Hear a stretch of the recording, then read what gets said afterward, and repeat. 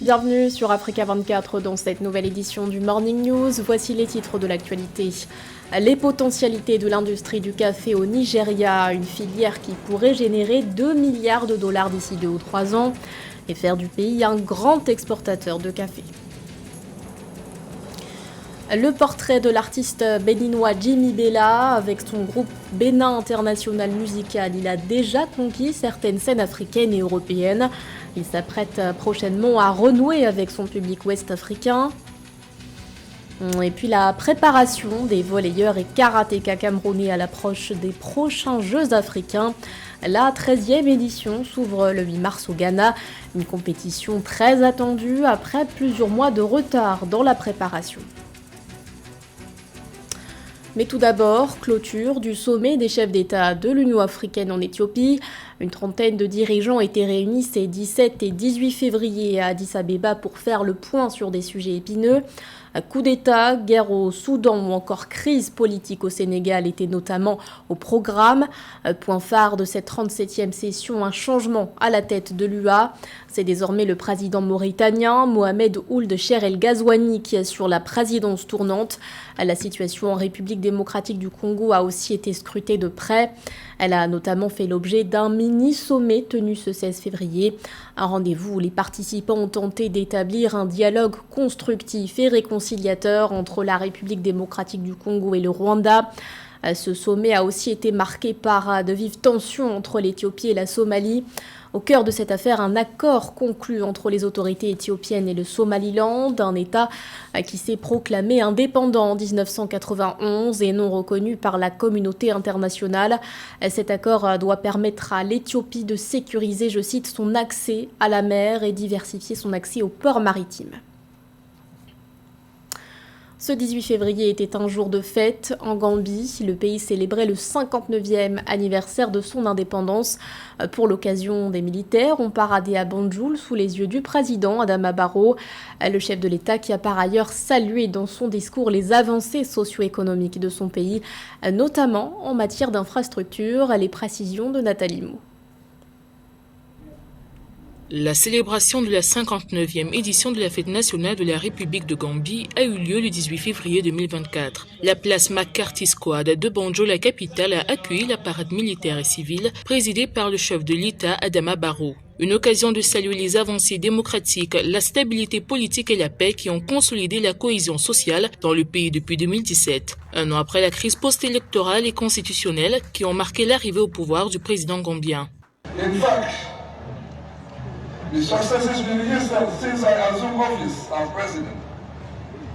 En fait, les succès que nous avons constatés depuis que j'ai pris la présidence il y a 7 ans sont phénoménaux, tangibles et indéniables.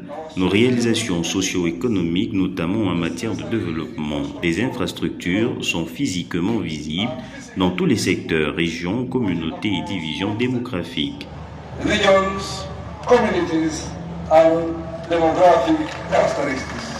Le président Adama Barrow a salué le comité d'organisation du 59e anniversaire de l'indépendance de la Gambie. Pour lui, cette commémoration n'est pas seulement destinée à honorer les héros des luttes anticolonialistes, mais elle sert aussi à réveiller la conscience collective sur les objectifs de développement du pays. Par ailleurs, il a appelé la population à s'approprier les recommandations du dialogue national sur la sécurité souveraine, la migration irrégulière et la préservation des ressources du pays, tenu le 12 février 2024. Les politiques, programmes et projets sectoriels, les cadres juridiques et la prestation de services sont élaborés de manière transparente pour la participation et le contrôle du public. Chaque citoyen et ami de la Gambie a donc la possibilité de faire partie du processus et nous encourageons tout le monde à s'y joindre. En dehors de la capitale gambienne Banjul, des événements, notamment des cultes œcuméniques, ont été organisés à l'occasion de la fête nationale à l'intérieur du pays. Une participation massive des jeunes a été observée par le président Adama Barrow. Le chef de l'État a pris l'engagement d'améliorer l'accès à un système éducatif plus moderne en Gambie, où plus de 30% des 15 à 24 ans sont au chômage, faute de qualifications professionnelles pertinentes. Au Nigeria, l'industrie du café n'a pas pleinement libéré toutes ses potentialités. Certains experts estiment qu'elle pourrait rapporter à l'économie 2 milliards de dollars d'ici 2 ou 3 ans. Des perspectives encourageantes pour le pays qui pourrait même concurrencer l'Éthiopie. Le pays d'Afrique de l'Est qui, rappelons-le, est le premier producteur de café en Afrique, Nana Kamsukom. Alors que la demande mondiale de café de haute qualité continue d'augmenter, les acteurs de l'industrie appellent le gouvernement nigérian à soutenir davantage le secteur, indiquant qu'il y a une grande marge de croissance. Cette industrie a la capacité de générer plus de 2 milliards de dollars en 2025. Cette perspective haussière est motivée par l'augmentation de la demande mondiale de café, en particulier dans les économies développées, une tendance que les acteurs de l'industrie sont désireux d'exploiter.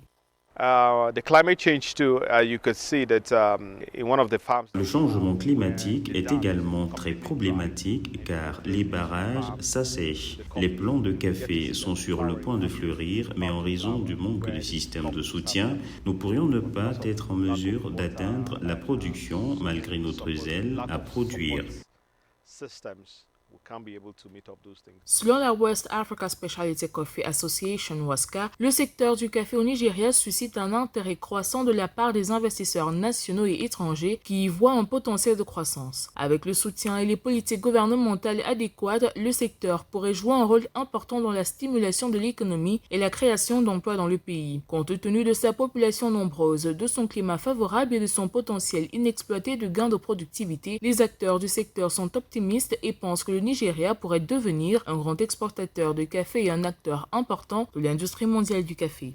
Le gouvernement fédéral du Nigeria n'a pas encore exploité cette possibilité. Si le gouvernement y prête attention, nous pourrions générer des milliards de naira. De nombreux États produisent du café qui peut générer de l'argent et le café est une culture simple à cultiver. Ce n'est pas comme d'autres cultures. Le gouvernement nigérian, par le biais de multiples programmes, a souligné l'importance d'avoir un modèle d'entreprise solide et d'être prêt à investir comme facteur crucial de réussite pour le secteur du café. Les entrepreneurs sont invités à rechercher le soutien d'organisations afin d'améliorer leurs chances d'obtenir des investissements et de se développer. Au Tchad, l'afflux des réfugiés suscite l'inquiétude de la communauté internationale. Pour améliorer leurs conditions de vie, 9350 ménages de la province du Mandoul ont bénéficié de transferts monétaires. Des transferts possibles grâce au PARCA, le projet d'appui aux réfugiés et aux communautés d'accueil soutenu par la Banque mondiale. Reportage de notre correspondant Mahamat Ramadan commenté par Joël Ballot. Au Tchad, pour faire face à l'extrême pauvreté des réfugiés et des communautés hôtes, le gouvernement et ses partenaires ont lancé ce mercredi 14 février 2024 dans la province de Mandoul, au sud du pays, un transfert monétaire trimestriel de 45 000 francs CFA au profit de 9 350 ménages. L'objectif de ce programme Filets sociaux est de permettre aux réfugiés et aux populations d'exercer des activités génératrices de revenus et de contribuer au développement de l'économie locale. Une assistance qui intervient alors que les aides humanitaires au profit des réfugiés se font de plus en plus rares. Cet argent est destiné aux ménages pour leur permettre d'entreprendre des activités génératrices de revenus, pour leur permettre d'amener leurs enfants à l'école, pour leur permettre d'acheter des habits, pour leur permettre d'acheter aussi à manger avec. Donc vous voyez un peu 9 350 ménages, si vous le multipliez par 45 000, c'est à peu près 400 millions qui vont être aujourd'hui, déjà à partir d'aujourd'hui, vont commencer à circuler dans le département. Donc ça permettra aussi aux hommes d'affaires, à ceux qui font les affaires ici, d'avoir en face d'eux des gens qui ont le pouvoir d'achat, des gens qui peuvent acheter leurs produits. Donc c'est comme ça que nous allons soutenir cette économie à la base. Les réfugiés et les communautés hôtes bénéficiaires de ce programme de filets sociaux ont déjà reçu par le passé chacun un téléphone pour percevoir leurs fonds via le Mobile Money. Ils ont été aussi formés à l'entrepreneuriat par le programme d'appui aux réfugiés et aux communautés d'accueil. Une assistance sociale saluée par les bénéficiaires qui ont déjà en tête chacun un projet d'investissement. Je suis une fille et mère et ma situation était difficile dans le camp. Heureusement que le gouvernement du Tchad, à travers le projet d'appui aux réfugiés et aux communautés d'accueil, a pensé à nous avec cette assistance monétaire. Avec cette aide, je compte faire des activités génératrices de revenus qui permettront de payer la scolarité de mes enfants et de les nourrir. Bientôt, nous aurons aussi un centre de santé dans le camp. Que Dieu les bénisse. Le programme de filets sociaux, initié par le gouvernement à travers le projet d'appui aux réfugiés et aux communautés d'accueil, a reçu un accompagnement technique et financier des partenaires, notamment la Banque mondiale. Pour rappel, le Tchad accueille plus de 1,5 million de personnes en déplacement forcé, dont plus de 1,1 million de réfugiés venus des pays voisins. Il s'est déjà produit sur plusieurs scènes africaines et européennes avec son groupe Bénin International Musical. L'artiste Jimmy Bella s'apprête prochainement à faire vibrer le public ouest-africain. Une passion pour la musique qu'il entretient depuis sa tendre enfance. S'il a grandi avec des parents artistes, c'est surtout avec la chorale de son église que sa vocation se confirme. Notre correspondant Lefty Onou est allé à sa rencontre. Brice Thiayon à l'état civil, Jimmy Bella est un musicien béninois natif du pays Adja, dans le département du Koufo au Bénin. Très discret, Jimmy Bella a appris à jouer des instruments musicaux et chanter aux côtés de ses parents, notamment de son père, artiste chanteur traditionnel, et de sa mère, percussionniste. À l'instar de Sessime et Fati, Jimmy Bella a composé et arrangé des chansons en tant que musicien et directeur artistique pour des célébrités béninoises.